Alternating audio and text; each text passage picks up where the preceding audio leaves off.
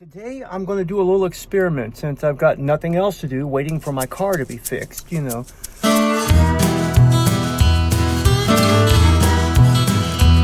So what I've got is I'm going to test Nancy's Bipap machine to see how well it handles with our battery.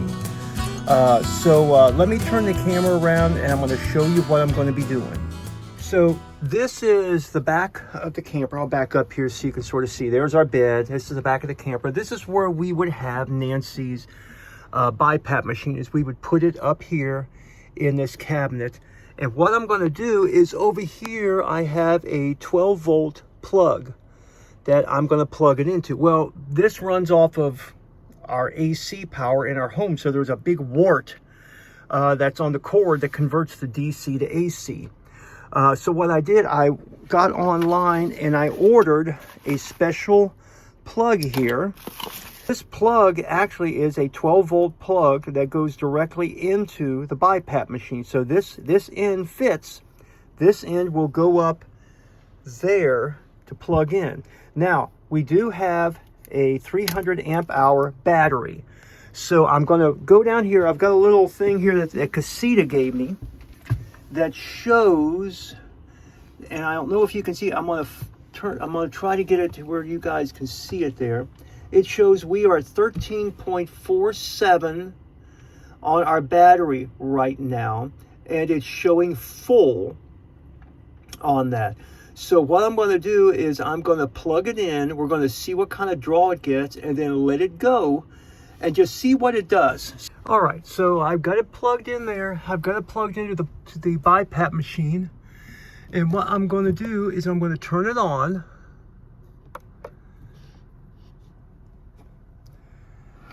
And it's working down there.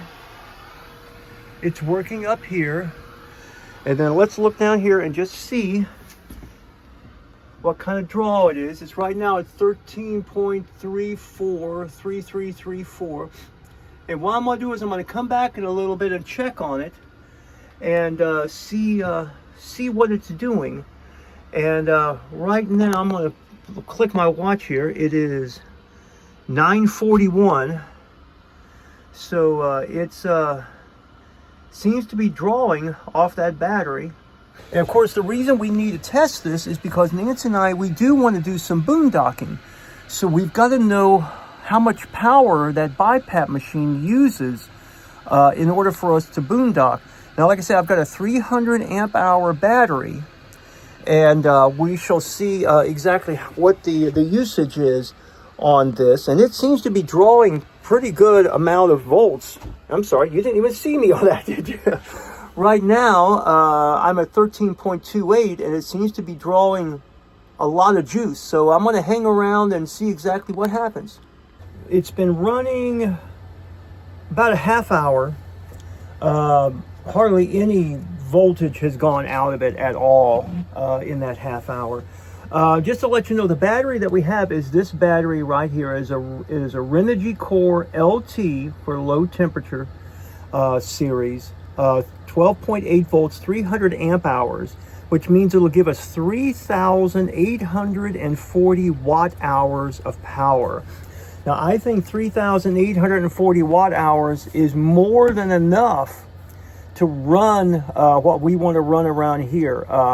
Because at night, basically what we would be running would be Nancy's Bipap machine and our fan. And our fan doesn't draw a lot of power. As a matter of fact, the one fan that Nancy uses is rechargeable. So we can just plug that in during the day and charge that, and she can use that. I think it'll last like 12 hours on one charge. Other than that, we would be using our Max Air fan, and I don't think it draws that much wattage either. Our refrigerator, we could run off of propane, and at night, for the furnace, we could just use our regular propane furnace here. That would be fine. The water heater can run off of propane also.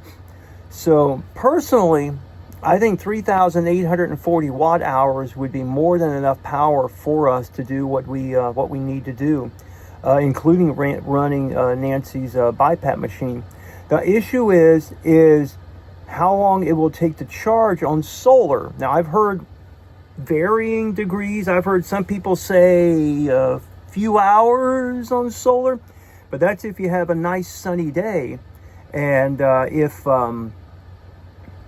you have a nice sunny day, because your solar depends on the sunshine. Now, we have two 100-watt solar panels. They're Renogy they're glass panels, whatever they are. They're heavy, I know that. Monocrystalline glass panels, and they are heavy panels. And that's with I think it's a 20 amp inverter, a little 20 amp solar, well, if I can think of what it is. Duh, I realize what it's called. Right here it is. It is a Renogy 20 amp PWM solar charge controller. So that's a pulse wave type of solar charge controller. It's not an MPPT charge controller. This is an old-fashioned sort of a pulse wave type of charge controller. An MPPT would be more efficient, but that would be something I would have to install in the camper itself. And I don't want to do any installation more than what I have to on this right now, because I'm still learning all the systems, and I don't want to do anything to mess anything up. The only thing I would love to put on it would be a shunt on the battery, so I could, with my cell phone, monitor exactly what usage we were getting with the battery, which is something I'm looking into. I'm looking into that. But yeah, that's what it's called. It's called a solar charge controller. Duh. Why couldn't I remember that? Yeah, it's one of those things. Anyhow, going into our charging port on the side of the camper here, I'll think of what it's called and I'll put it down here. I just, my mind has gone blank right now. I've got so much going through my head trying to figure things out. So anyhow, I think 3,840 watt hours would be what we would be looking for. I had been looking at an Anker Solex 2000, and I think that just barely goes over 2,000 watt hours. So with almost 4,000 watt hours at our disposal here, I think it would be perfect for us. And I know these lights that you see back here, they don't take up a lot of amps. You know, so I think we might be in pretty good shape. I'm going to continue to let this run a little while longer and see how far down it goes. But right now, excuse me while I look real quick. It's fluctuating between 13.27 and 13.3. So it's not gone down a whole lot. So we'll see. We'll keep going with it. Well, it has been an hour and 10 minutes, and just a moment. It's showing 13.32.31 volts. So it's not really gone down much at all in an hour. I know I was looking for something to run Nancy's Bipap by itself, but I think this battery will run everything in our camper by itself, you know, once we get a full charge on it. So it's still showing, I don't know if you can see this, 13.33 and a full battery, and this Bipap machine has been going for over an hour and 10 minutes. So it just dropped down to 3.23. It fluctuates a little bit. I think part of the fluctuation too is because the thermostat on the wall is on. That might draw a little power. I think it also draws a little power for the propane detector back here. I think that draws a little power also. So there's always a little bleed, but it's going just fine back here. And we'll continue to monitor it. So also the plug that I got, the adapter plug that I got for the Bipap, I actually got off of Amazon. I went on Amazon. I found this HKY 12-volt DC power cigarette lighter plug out there, and it was specifically they had different ones for different Bipap or CPAP machines. So if you have one of those, a Bipap or a CPAP machine, you might want to check because realize this, that 12 volt uses less power, I don't know the way to put it, than plugging it into regular 110. The reason being is in order for you to plug it into 110 with your battery, your inverter has to be on, which also uses power. And then so what you're basically doing is you're going in a circle. You're converting your battery DC to AC so you can plug in your Bipap to where the wart that's on the cord can convert it back to DC so it can power your machine. So you're doing a vicious circle there and you're losing power by doing that.